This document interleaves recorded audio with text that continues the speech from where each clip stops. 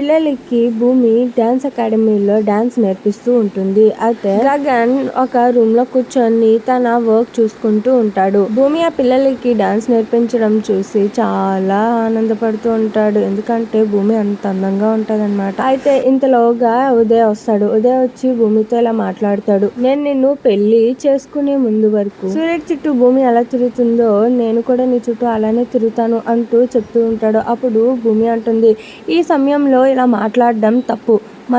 నేను ఇక్కడ డాన్స్ నేర్పిస్తున్నాను కదా అంటూ చెప్తూ ఉంటుంది. అయితే ఉదయ్ అంటాడు, నేను ఇక్కడికి రావడానికి కారణం నేను కూడా డాన్స్ నేర్చుకుంటాను.